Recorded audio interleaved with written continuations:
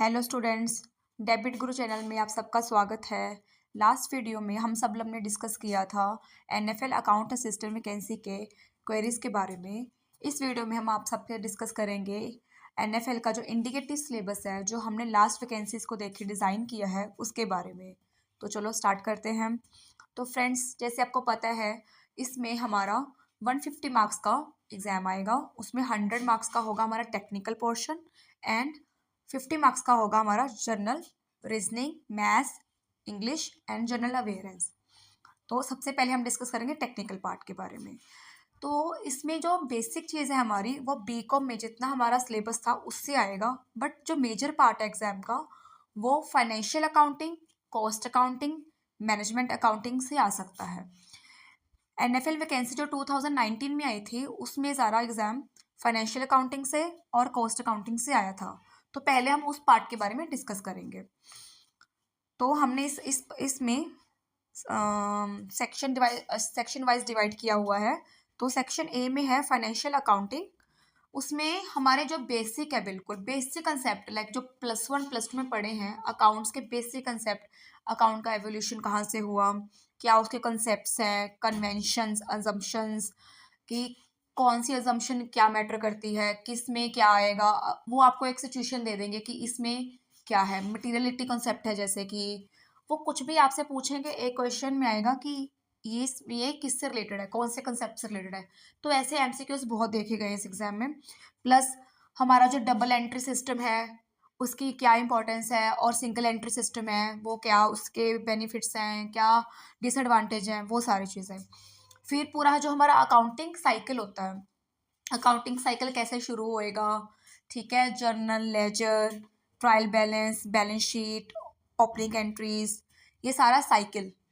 उसमें उस साइकिल का सिर्फ साइकिल का हमने पढ़ना भी, कैसे साइकिल स्टार्ट होता है, कैसे कैसे आगे जाएगा, वो साइकिल की भी हमने रिवाइज करना है।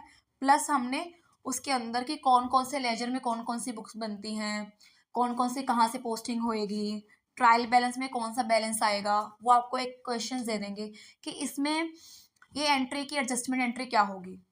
एमसीक्यू आएगा, आपको सिलेक्ट करना होगा। तो इसके लिए आपको वही है ना, +1 का कंसेप्ट और अपना बीकॉम का जो बेसिक कंसेप्ट है, वो अच्छे से क्लियर होना बहुत जरूरी है। और सेकंड टॉपिक है कैपिटल एंड रेवेन्यू ट्रांजैक्शंस। तो हाँ, स्टूडेंट्स, जैसे हमने करते हैं कि बिजनेस में कुछ एक्सपेंसेस हमारे कैपिटल होते हैं, कुछ एक्सपेंसेस हमारे रेवेन्यू होते हैं। उन दोनों में डिफ्रेंशिएट कैसे करेंगे, इस पे क्वेश्चन आता ही आता है हर एग्जाम में, कि हमने ऐसा खर्चा किया है, लाइक पेंटिंग हुई है किसी बिल्डिंग की, ऑफिस बिल्डिंग की पेंटिंग हुई है, तो वो रेवेन्यू है कि कैपिटल है। जैसे हम सबको पता है कि हमारा जो कैपिटल एक्सपेंडिचर होता है, या तो वो वन टाइम होना चाहिए, इन्वेस्टमेंट पर्पस के लिए होना चाहिए, या फिर उसकी जो एफिशिएंसी है उसको इंक्रीज करे। तो जैसे पेंटिंग हुई है ऑफिस की बिल्डिंग की, वो उसकी एफिशिएंसी को इंक्रीज नहीं करेगी, तो हमारी वो क्या होएगा, हमारा रेवेन्यू एक्सपेंडिचर होएगा। तो ऐसे ऐसे क्वेश्चंस आएंगे आपको, तो इसकी थोड़ी सी आपको एमसीक्यूज भी लगाने पड़ेंगे, प्लस आप डिटेल में पढ़ सकते हो। फिर है कैश बुक, बैंक बुक, पेटी cash book, bank reconciliation statement. इसमें भी आपको, जैसे कैश बुक है वो अपने आप में जर्नल भी है, लेजर भी है, तो ऐसा क्वेश्चंस पूछ लेंगे। कुछ एंट्रीज है जो अगर बैंक बुक में मिसिंग है, पासबुक में मिसिंग है, तो उसके कैश बुक में डालने के लिए क्या प्लस माइनस होएगा, इस हिसाब से। पेटी कैश बुक, उसमें कि किस पर्पस के लिए, जैसे बिजनेस के मिसलेनियस एक्सपेंडिचर्स के लिए होती है, वो पूछ लेंगे।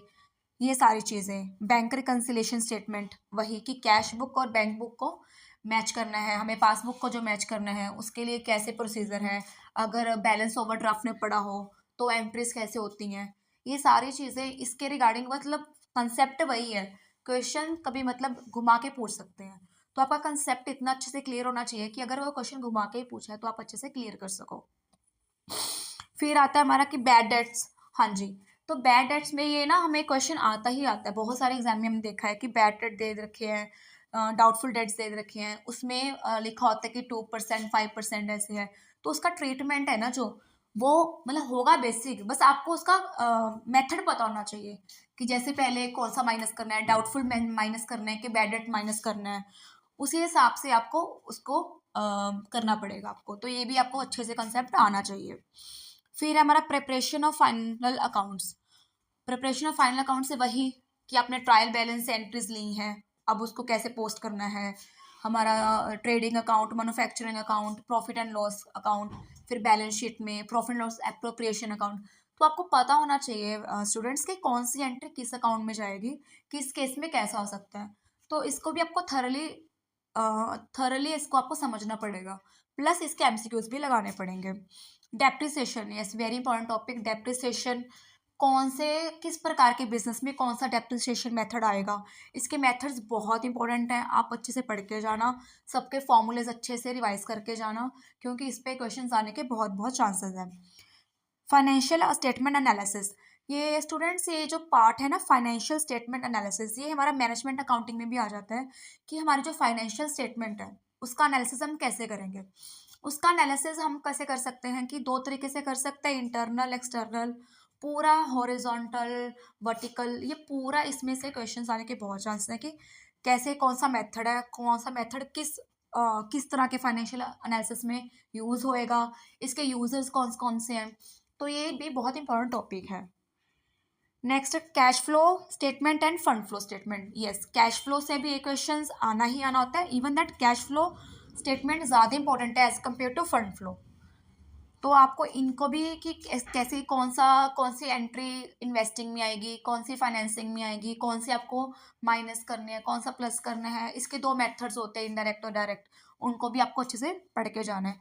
तो जैसे आपने सब चीज़ें पढ़ी हुई हैं, बट इसको और और पॉलिश करना, इस चीज़ को अच्छे से कंसेप्ट पर पढ़ना कि आप कंफ्यूज ना हो, क्योंकि डायरेक्टली क्वेश्चन नहीं पूछेंगे आपसे, बहुत से क्वेश्चन डायरेक्टली होंगे, बट जो स्कोरिंग होंगे ना वो थोड़े से ऐसे होंगे कि नॉर्मल क्वेश्चन सबको आते होंगे, जो घुमा के क्वेश्चंस पूछ रहे होते हैं ना, तो वहाँ आपके कंसेप्चुअल नॉलेज बहुत काम आती है आपके, तो उसी पे आपको ज़्यादा फोकस करना है। रेशो एनालिसिस, रेशो एनालिसिस बहुत इंपॉर्टेंट टॉपिक है, इसमें सारे रेशोज आपको अच्छे से आने चाहिए, current ratio, balance sheet ratio, profit ratio, अच्छे से इसको रेशोज को, उनके फॉर्मूलाज को अच्छे से रिवाइज करके, आपसे कुछ मिसिंग फिगर भी बोल सकते हैं कि ये इसको रेशो दी हुई है और एक फिगर दी हुई है, आपको दूसरी फिगर निकालनी हो, तो ऐसे क्वेश्चंस बहुत आते हैं, तो ये चैप्टर भी आपको अच्छे से रिवाइज करके जाना है। फाइनेंशियल मैनेजमेंट, इसमें फाइनेंशियल मैनेजमेंट में क्या आएगा, हमारा जो कैपिटल बजटिंग है, capital budgeting, cost of capital, ये सारा डिविडेंड पॉलिसी, ठीक है। और इसमें ही हम जैसे हमारा शेयर और डेट, इक्विटी और डेट हो गया, इसमें कोई ज़्यादा इसकी इशू और रिडम्पशंस का ज़्यादा ऐसे नहीं आएगा, बेसिक आएगा आपको कि इशू करेंगे तो उसका क्या प्रोसीजर होएगा, उसमें अगर फॉरफिट कर ली मनी तो क्या प्रोसीजर होएगा, कितनी कॉल मनी आएगी तो ऐसा होएगा, वो शेयर कैपिटल वाला ऐसे ही डिबेंचर्स का है। और इनकी टाइप्स, शेयर के type, preference, redeemable, non redeemable, ये बहुत सारी चीज़ें हैं ना, ये आपको बेसिक बेसिक इसका अच्छे से क्लियर करके जाना है कि अगर आपको इसमें से क्वेश्चन आता है तो आप अटेम्प्ट कर सको। नेक्स्ट, सेक्शन बी में है हमारा कॉस्ट अकाउंटिंग। कॉस्ट अकाउंटिंग इतनी ज़्यादा इस पेपर में मैटर करती है क्योंकि इसमें इतना अच्छा मतलब बेसिक पूछा जाता है कॉस्ट अकाउंटिंग का। आपको cost accounting, cost accountancy, costing, cost driver, cost pool, मतलब हर चीज़ आपको अच्छे से हर टर्म का आपको मीनिंग पता होना चाहिए, क्योंकि देखने में तो एक जैसे लगते हैं बट इनका सबका मीनिंग डिफरेंट है। तो आपको उसी हिसाब से तैयारी करनी है कि अगर आपको कोई स्टेटमेंट दी है कि ये स्टेटमेंट किस डेफिनेशन को रिप्रेजेंट करे, किस वर्ड को, तो आपको अच्छे से इसको क्लियर हो सके आपको, तो आपको इसमें अच्छे से ध्यान देना है। प्लस इसका कॉस्ट अकाउंटिंग का क्या रिलेशनशिप है मैनेजमेंट अकाउंटिंग से, फाइनेंशियल अकाउंटिंग से, वो आपको अच्छे से करना है। इसकी एप्लीकेशन क्या क्या होएगी, इसमें ना डिफरेंट डिफरेंट तरह की कॉस्ट होती है, संक कॉस्ट हो गई हमारी, इम्प्लिसिट एक्सप्लिसिट कॉस्ट, ये सारे इंजीनियर कॉस्ट, ठीक है, रिवर्सेबल और मतलब अवॉइडेबल, अनअवॉइडेबल, तो बहुत सारे कॉस्ट होते हैं, उन सबके डेफिनेशन आपको अच्छे से करनी पड़ेगी, क्योंकि ये बेसिक चैप्टर्स हैं, ये बीकॉम के सारे बेसिक चैप्टर्स हैं और इसी से वो आपको जज करेंगे मेनली, तो इनमें बेसिक चैप्टर्स में क्वेश्चंस आने के चांसेस बहुत ज़्यादा हैं। और इसमें आगे लिखा भी हुआ है classification of cost, ascertainment of cost. हाँ, कॉस्ट शीट में कुछ एक्सपेंसेस कहाँ पे आ सकते हैं, कौन सा एक्सपेंसेस प्राइम कॉस्ट का पार्ट है, फैक्ट्री कॉस्ट का पार्ट है, वर्क्स कॉस्ट का पार्ट है, या फिर हमारी जो हमारा टोटल कॉस्ट का पार्ट है, और ये सारी चीज़ें कि कौन सी कुछ ऐसी चीज़ें भी होती हैं जो फाइनेंशियल अकाउंटिंग का पार्ट होती हैं, उसकी स्टेटमेंट का पार्ट होती है, पर कॉस्ट का नहीं होती, कॉस्ट शीट का पार्ट वो नहीं होती। तो वो भी हमने अच्छे से देखना है कि कौन सी पार्ट मतलब कौन सी आइटम्स हैं जो इसका पार्ट होती हैं फाइनेंशियल अकाउंटिंग का और कॉस्ट का नहीं होती। तो दोनों में हम डिफ्रेंशिएट भी कर सकते हैं। ये कैसे करोगे आप, अगर आप थॉरली पढ़ोगे इन चीज़ों को। Methods of costing, yes, methods of costing में job costing, batch costing, contract costing, process costing, ये इतना इंपॉर्टेंट है। ये आपसे क्वेश्चन पूछ लेंगे कि जैसे कि मान लो सीमेंट इंडस्ट्री है, उसमें किस तरह की कॉस्टिंग होएगी, या फिर हमारी फार्मास्यूटिकल कंपनी है, उसमें किस तरह की कॉस्ट होएगी, टेलर है उसमें किस तरह की होएगी, वर्कशॉप है उसमें किस तरह की कॉस्टिंग होएगी। तो ये पूरा आपको अच्छे से पढ़ना पड़ेगा कि कौन सी कॉस्टिंग कहाँ पर एप्लीकेबल हो सकती है। फिर नॉर्मल अब नॉर्मल लॉसेस, किन लॉसेस को हम नॉर्मल कंसीडर करते हैं, किन लॉसेस को हम अब नॉर्मल कंसीडर करते हैं, और उन दोनों का ट्रीटमेंट कैसे होएगा वो भी आपको अच्छे से करना पड़ेगा। इक्विवेलेंट प्रोडक्शन, इसका आप सिर्फ बेसिक बेसिक पढ़ सकते हैं कि क्या कंसेप्ट है, आपको इजीली क्लियर हो जाएगा ये। Inter process profit, inter process profit जैसे कि हमारा प्रोसेस कॉस्टिंग का ही पार्ट है कि इंटर प्रोसेस है, प्रॉफिट कैसे होएगा वो आप जैसे पढ़ोगे ना धीरे धीरे आपको क्लियर हो जाएगा। जॉइंट एंड बाय प्रोडक्ट, ये भी प्रोसेस कॉस्टिंग का ही पार्ट आ गया। ऑपरेटिंग कॉस्ट, ये भी जो हमारे बिजनेस हैं जिनमें रेगुलर प्रोडक्शन नहीं होती बट जिसमें सिर्फ हमारा ऑपरेशनल कॉस्ट होती है, जैसे ट्रांसपोर्ट, हॉस्पिटल, इन सब में ऑपरेटिंग कॉस्ट ही ज़्यादातर मैटर करती है। तो ऐसे चीज़ें पूछी जाएंगी आपसे कि इस किस बिजनेस में, किस तरह की यूनिट में, किस तरह के कंपनीज में कौन सी कॉस्टिंग यूज़ होती है। तो वहाँ पर आपको ये चीज़ें पता होनी चाहिए, तभी आपको ईजिली इसको सॉल्व कर पाओगे। फिर है हमारी टेक्निक्स, कॉस्ट अकाउंटिंग टेक्निक्स, इसमें वेरी इंपॉर्टेंट मार्जिनल कॉस्टिंग के पे और मार्जिनल हुई अपनी स्टैंडर्ड कॉस्टिंग हुई, ये बहुत इंपॉर्टेंट होती है क्योंकि ये बहुत इंपॉर्टेंट टेक्निक्स हैं कि मार्जिनल कॉस्टिंग की एप्लीकेशन कहाँ पे होती है। एप्लीकेशन हर एक कॉस्टिंग की आपको पढ़ के ही जानी पड़ेगी। अगर आप सिर्फ डेफिनेशन पढ़ोगे उससे आपका काम नहीं चलेगा, आपको इसका थॉरली पढ़ना पड़ेगा कि कौन सी कॉस्ट की एप्लीकेशन कहाँ पे है। Standard costing, budgeted costing, variance, variance favourable कब होएगा और अनफेवरेबल कब होएगा, इसके सारे फॉर्मूलाज देखने पड़ेंगे आपको। तो इसमें क्वेश्चंस आ सकता है आपको। बजट टाइप, बजट में ज़्यादातर आएगा टाइप्स ऑफ बजट कि सबसे पहला बजट कौन सा बनेगा और सबसे लास्ट वाला कौन सा बनेगा, कौन सा बजट सबसे ज़्यादा ज़रूरी है, जीरो बेस बजटिंग, ये किसने बनाया। और हाँ जी, और कोई टेक्निक है जिसमें स्पेसिफिकली मेंशन है कि इस पर्सन ने इस बजटिंग को बनाया, इस टेक्निक को उसने लगाया है, तो आप ट्राई करिए कि उन सबके नाम याद रखने की, क्योंकि एक आधा क्वेश्चन ऐसे कभी आ जाता है कि इस बजटिंग को किसने इंट्रोड्यूस किया, ये टर्म किसने इंट्रोड्यूस की। तो ऐसे ही करके आपको अगर किसी का नाम गिवन है बुक में या कुछ भी, तो आप उसको ध्यान में रखें क्योंकि वो उस पर क्वेश्चन आने के चांसेस होते हैं एग्जाम में। रिस्पॉन्सिबिलिटी अकाउंटिंग, तो ये सब इसके सेंटर्स होते हैं, ठीक है, कॉस्ट सेंटर, प्रॉफिट सेंटर, वो सारी चीज़ें आपको अच्छे से करके जानी है।